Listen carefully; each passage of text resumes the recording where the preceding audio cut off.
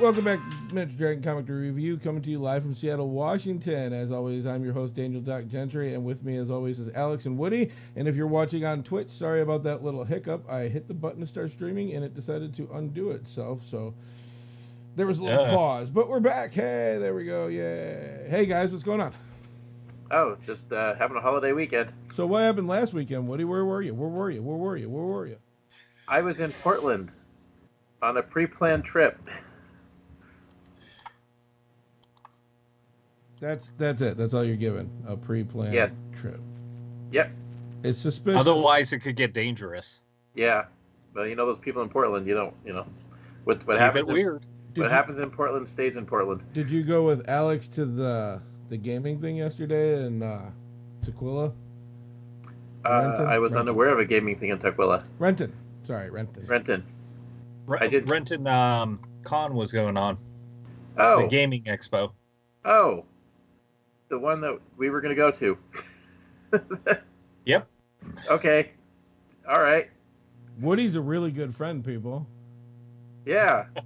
Well, I didn't realize it was this month. We might have gone, but yeah, whatever. Well, then I should tell you, we're like 16 days away from SummerCon. Yes. Do you have a booth number yet? Maybe. There's actually an email I need to answer that may have that information. Hey, so. But he'll be there, and yes. And just to let you guys know, this will be my I'm going to call it soft launch. Woody and Alex are giving me a little bit of space. I'm going to bring out 5 to 10 wands. If you want to see them, come on down, see what I do. See Woody's woodwork, too. It's actually pretty cool. The art on the wood being burnt in is actually... I would love, Woody, if you bring your stuff and do something there. That's really tricky at a show because of just the need to also sell our stuff. And but we are going to be at Kent Cornucopia Days, and I'm planning to do a wood burning piece there. Is that the fourth Thursday or whatever it is, second Thursday thing? Oh, Kent Cornucopia is a different event in comparison to the Art Walk in Kent, which is a third Thursday. I named every Thursday but the one it was. Yeah. It's okay. One of the big complications with doing any kind of woodwork at a con, though we obviously would have a big crowd every time, there is an investment in the electricity. It can be quite expensive, actually, for the con to bring the power over to your booth. And so that makes it a little tricky for us to commit to a project like that. My garage is a wood shop. You would not understand how many extension cables are in there. Yeah, sometimes the cost is another $160, though, for electricity. I think it would be cool. It would be cool, but it's not always cost effective. It just adds more to what you have to make in order to make the show pay off. You do that, and I'll drag my lathe out there. Oh, yes. Yes, that will go over really well with everybody at the show. Oh, my. All right, so enough wasting time. Let's jump right in. We're doing Savage Avengers, I believe 1 and 2, even though I only had 1 to read. Well, issue 2 hasn't come out yet. We're doing issue 0 and number 1. What he said, because I yes. issue 0. Yeah. So why don't you guys take it away and do issue 0? One of my favorite comics is obviously Daniel. Daniel is the one who actually suggested this one. So if the you other guys Daniel. Yes, not this Daniel. There's another Daniel. Daniel Cozy did our whole graphics thing. If you guys would like to ever recommend them, our email's on the bottom here, which is mdreviewcast@gmail.com.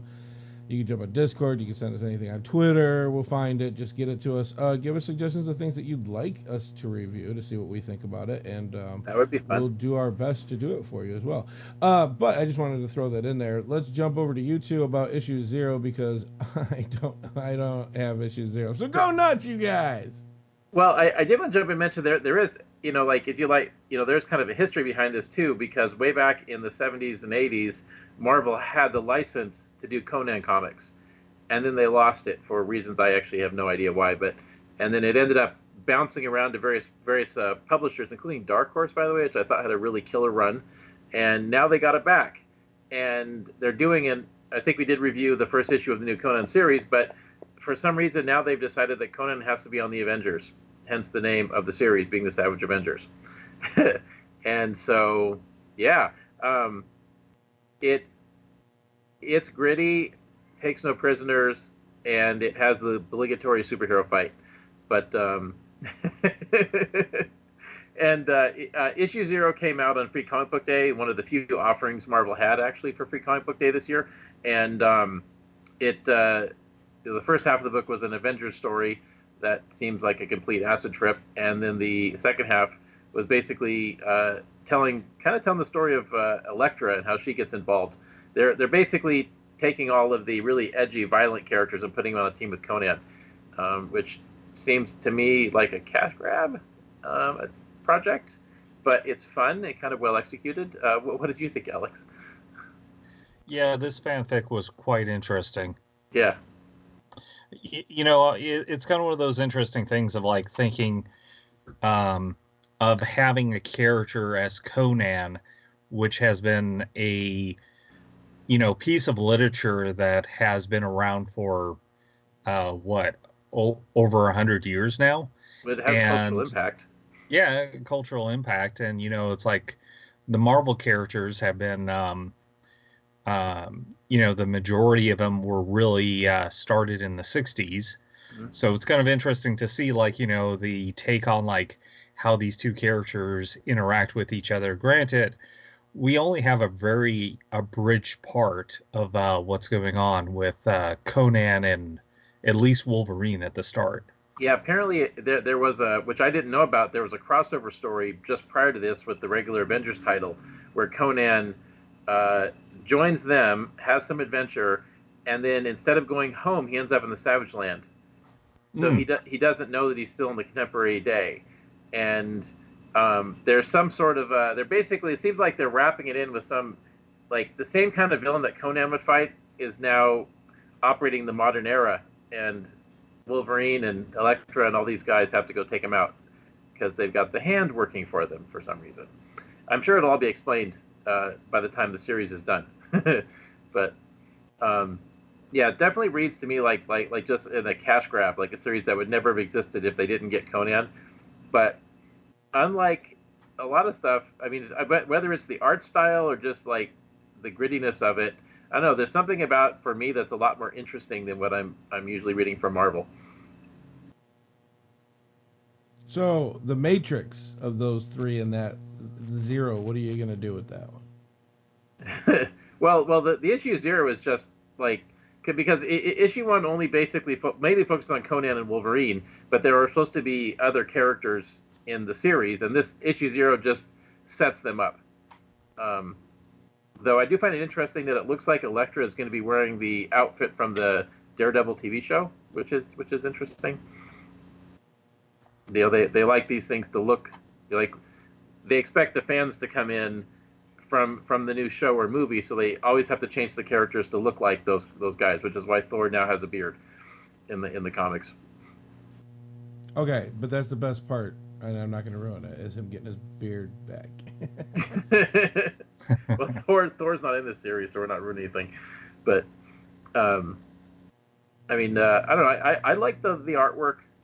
Nothing about the lettering really stood out as bad or good. It's just like what it actually reminds me of is the artwork of Strom. Like this is from I think it was a Tribe comic book, but like he did a bunch of X-Men comic books back in the 90s. Did a lot of X-Force.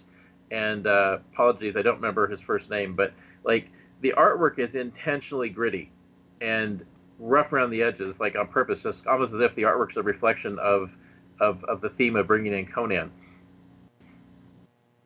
You mean like old style Conan show or no, like comics? like they particularly picked an art style which has an edge to it. It doesn't have the smooth lines and the refined like anatomy and caricature that you usually see in modern comics. Like say it wouldn't be as nice as that Flash Gordon piece behind you. But yet it all works. Yeah, exactly.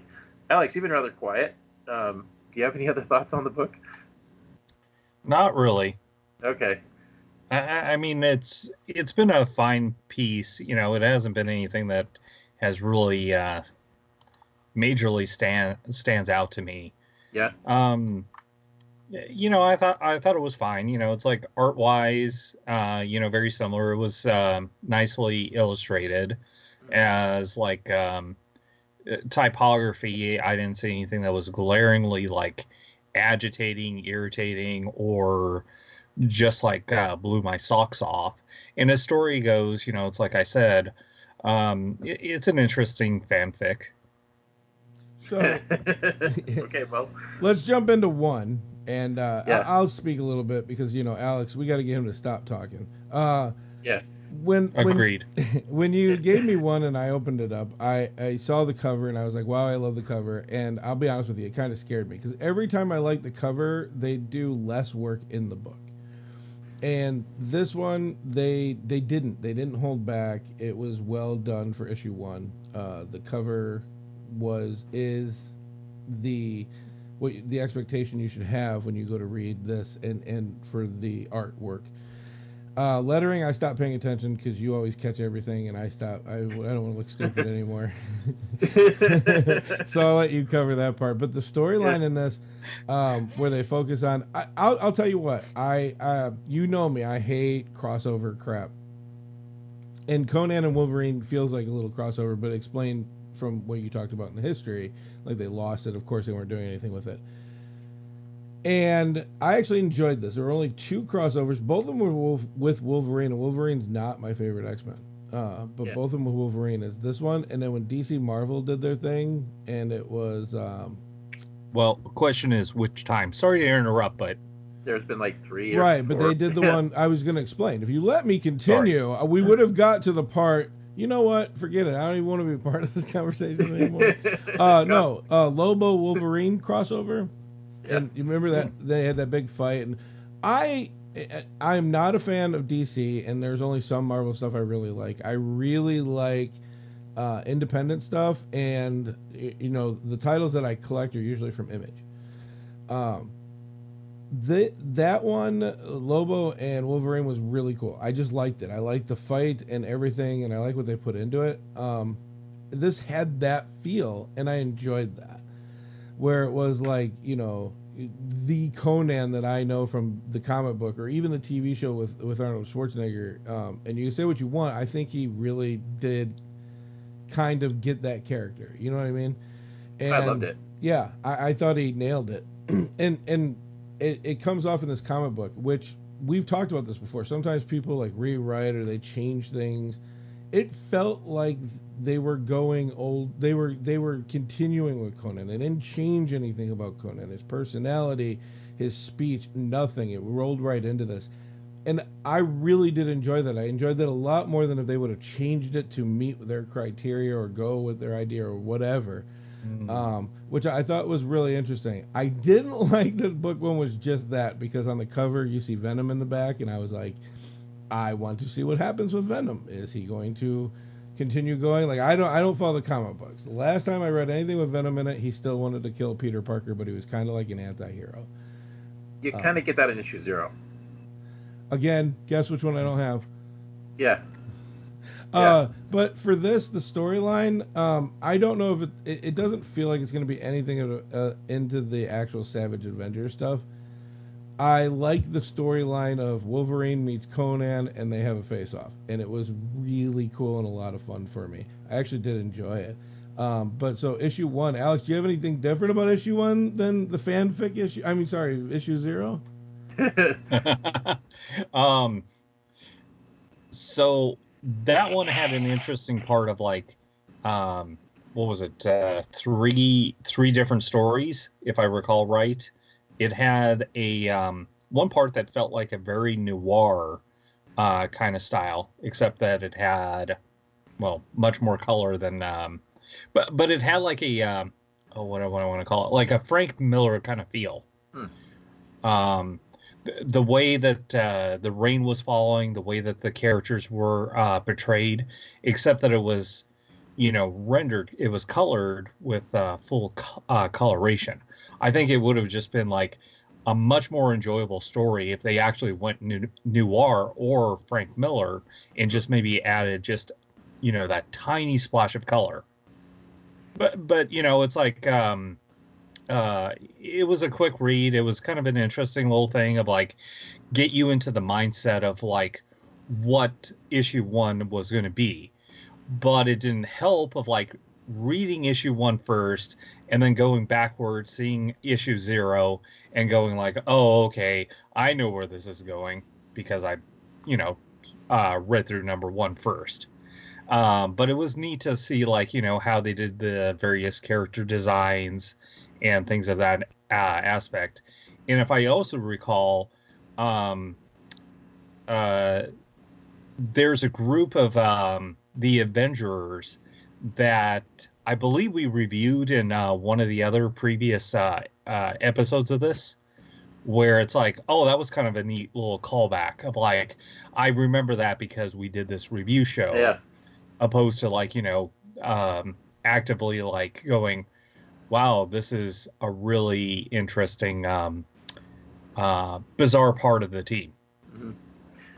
I rather enjoyed the book, but there were a couple of things I thought were a little odd. Like, I happened to notice that there's a point where Conan kind of loses his broadsword, and instead of going and looking for it, he just grabs a katana and just moves on. And it was just like, where'd the sword go? Kind of like just weird that it just dropped and he just grabbed something else. And kind of makes me wonder if the broadsword's going to pop up later because the artist remembers he's supposed to have it. And then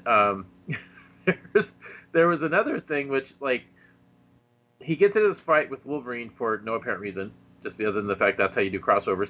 And then the fight ends for no apparent reason. It's like they had a few pages of a fight. You get to see some cool stuff. Wolverine gets to be badass, and like they don't kill each other. And that aspect is not really clearly explained. They just, oh, you're awesome. I think we understand each other. Yeah, I agree. And then they move on. And that I wish there had been a little bit more attention to that, but you had to keep the story moving, So well, I don't get that feeling. That's Conan to me. Yeah, Conan gets to know people by fighting them, and it's not the first time Conan's did that to somebody, if I remember right. Well, I don't know. It's just one of those odd things that, like, I know how comic book crossovers are supposed to go, so like I'm used to it. But I kind of wonder how a new reader. Oh yeah, okay. But I kind of wonder how a new reader's going to get it. But it is an interesting idea that you've got an enemy that Conan would fight now in a time period like in a modern time, and you don't usually see enemies like this in comics so much, doing this kind of a thing where they're murdering people with powerful spirit or something and use them to fuel a ritual. And it's like this isn't usually an Avengers kind of enemy, but this also isn't actually an Avengers book. They just slapped an Avengers name on it to get people to buy it because Avengers are hot, and that's fine, But it I'm really what got me interested actually more was the fact that you've got a Conan plot with superheroes, and that's something that they don't do very often. And I am intrigued where the book's going to go on that basis. Is this a story that's going to have any kind of real stakes? They certainly are bringing a weird random collection of characters in. Like, what business does the Punisher have being in this series? I don't know, but I guess we're going to find out. Alex, it's going to bother me. Oh, Alex, I actually kind of forgot that the Punisher was there. Well, he had a cameo at the end. Alex, it's gonna bother me. I'm sorry. I'm so sorry. Did you cut your hair? Oh, he ponytailed it. All right. It was been driving me crazy, and I didn't know. Like, woo, my. Yeah, there you go. Yeah, it was just looked weird. It's okay.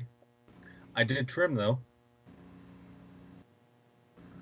I can't tell. I did not cut my hair. You don't say. Yeah. I did not cut my hair either, if you want to get super technical. Yeah. So anyway, sorry. It was just, I'm sitting here staring at Alex on the screen, and I'm like, what is wrong with this picture? Something is not right. Yes. I see what you're saying. Hold on, maybe this helps. How it's, yeah, actually, yes. Now I'm like, oh, Alex has his hair still. Yeah. And the series, I get what you're saying. It's not Avengers. Like, I get that aspect of it, but I wonder if it's going to be an Avenger? Like, team I don't know. defending Earth of mismatch, because that's kind of what Avengers have been. Now I understand, like in the past, it's been take out a couple characters, put a couple characters in. I mean, the only steady character through if I remember right, the old comic book Avengers was Captain America. Well, I mean, Wolverine's the only character on that team, as far as I remember. I don't know if Elektra's been an Avenger before. I don't think so, but I know Wolverine has been, and it was only for the purpose of bringing in readers from the X-Men, because Wolverine's popular. And so it's like, they're really, again, there are no Avengers there. Wolverine's not really an Avenger. He's a publicity stunt. And so it's like, they're calling it Savage Avengers, and it's like, there are actually, as far as I can tell, there are no Avengers there. You know, like, Venom's not an Avenger, Punisher's not an Avenger, Elektra's an assassin, Wolverine just, you know, does cool shit, and you know, sometimes hangs out with the X-Men. And so it's like, you know, it's strictly the whole book is put together as a publicity stunt. And yet I think it kind of works. Wolverine is too tall in the book, by the way. Well, thank you, Jackman. Alex, final thoughts. So really nice art. It's something where it's like, pick it up, make your own decision. Well, we know what yours is. Really, what is it, Woody? You've been expressing how much you're like. Yeah, this reminds me of that episode where we had this book. I don't remember which one it was, but Doc, like, I'm trying to get a conversation going, and Doc's like, "I hate this. I won't talk about it." It's like, you're the host. You're supposed to talk about it. Oh man, I listen. The one thing you can always get from me is honesty. Okay, I don't know. I'm very bad at sugarcoating. I'm not really good at tact. I'll give it to you how I think it is, and oh my god, I remember that one, because I think the whole time in the video I'm rolling my eyes at you. Like, this is a show. We talk about comics. I get it, and there's no bad comics. But anyways, Alex, what'd you think? Was that like I pied out of 5 or what? Yeah, how many swords out of 5 are you giving this? I don't know. Shink. What's your final? You're only using the middle claw there, Alex. Whoa! Hey, I made 3 shinks, so you you do the math then. Oh, thanks for blowing that one between the claws. What are final thoughts? Well, you know, the book is schlock, but I really enjoyed it. It was well executed garbage, and it's like you know, it has the exact same quality of product I expect from Marvel. You know, high quality art, professionally delivered product, and kind of like lacking in creating integrity. But at the same time, it was one of those things where it was so fun to read that I kind of didn't care. And so I will probably pick up the second issue just to see if it goes anywhere. Like, you know, I enjoyed it enough to find out, like, to want to find out what happens next.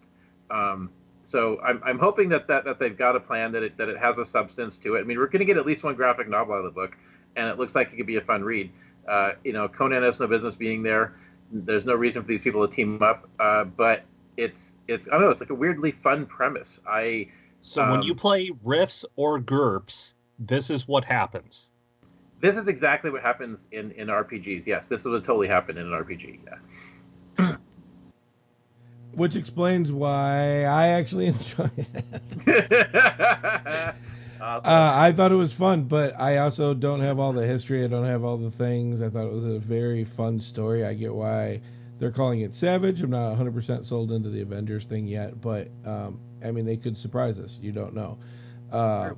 I as always enjoyed the art. I also like that nobody in this one is a god, and like every DC superhero except for Batman, who can kick everybody's butt, because Batman's the best superhero ever, and in any fight he would have just knew it was coming and prepared for it, and that's how he wins everything. So sorry, I'm not cosplaying as the ultimate Batman fan anymore. I heard a quote somewhere recently that so far to date, no millionaires on Earth have ever invested in the technology, training, or education necessary to be a superhero. I thought that was an interesting point. Billionaire, right? Billionaire, because you can never afford it on a millionaire salary. Right, and that they were definitely not understanding what they're supposed to do with their wealth. I think I read the same one too. Yeah. But out of that, I found it fun. I found it interesting. And it's what comics are supposed to be. I mean, you get into the lores, you get into the histories, and blah blah blah, and you write things. And I mean, honestly, if the only two things is I don't understand what Conan's doing there, and this shouldn't be called Avengers, I think that actually is pretty high praise from Woody. Hey man, I high praise a lot of books, just not like mainstream ones very often. But, I mean, but I get what you're saying. It's where is the cutoff? Where is the money making, and where's the giving enjoyment? And I'll be honest with you, I know Marvel does it, but they do it well. They do it really well because even when they're money making, it's enjoyable. And some things that make me mad, people find fun. Like we did a book series. I don't even remember. That's how much I didn't like it. Where they were just rehashing old superhero powers into new superheroes. Yeah. Which turned out to be something that people actually enjoyed reading, and I was like, man, give me something new. Hey, before we wrap up, by the way, I wanted to follow up on a past episode because we had reviewed the first issue of the new Transformers series, and just real quick, because I had mentioned, obviously, being a super fan, and loving the old series, so I've seen the first 3 issues so far, and oh my god, this is the most boring comic book ever. Nothing happens. Wait, what? You just dissed Transformers? Oh my god, like it is so like issue 3, something finally happens. Like at the very end, in the last couple of pages, something finally happens. It's like watching The Next Generation. Except that there were things happening in The Next Generation. Let's go to Data's recital. He learned to play the flute. That's the B story. They always had an interesting A story. Anyway, no, it's like Brainstorm actually fucking died. They actually wasted my favorite character and or one of my favorite. Basically, they killed him right off the bat. It's a murder mystery, and it's just they're wasting all this time on BS. I have a theory, Woody. Who's your other favorite Transformer? Well, I like Brainstorm because of how he was presented in that comic series. Right, but he was made to be interesting. He's dead. Who's your other favorite? Now. Well, so far out of that series, nobody. They're all. So everybody's gonna be fine. Then. Yeah, that's what I'm thinking. Yeah, thanks, Alex. We had the same theory. I think they were just tuning into the show and like, oh, Woody likes that character. Watch this. So far, everything is lame and boring. Oh my god. They couldn't get the good writers back. I mean, come on. So anyways, you can follow us at all the little not hashtags, at the little Twitter accounts that I've got underneath each of our names. You can follow us all at MD Reviewcast on Twitter. Like I said, send us your opinions, your thoughts. If you disagree with us, we are live on YouTube now, thanks to Alex. And you can put all your negative comments there because my fragile little heart and mind can't take negative comments. And as the damaged snowflake that I am, I'll be more than happy to take it. Damaged snowflake. You're like one of those evil Doctor Who snowflakes that comes and makes the bad snowman.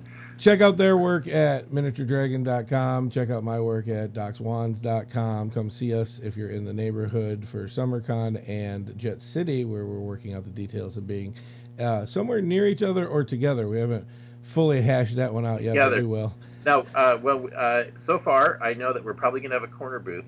So, again. So, yeah, we're trying to work out some things there. But we'll be near or by we'll know where each other are, worst case scenario. But as always, read more comics, keep it nerdy, and live your dreams. I love that he waves. But you were...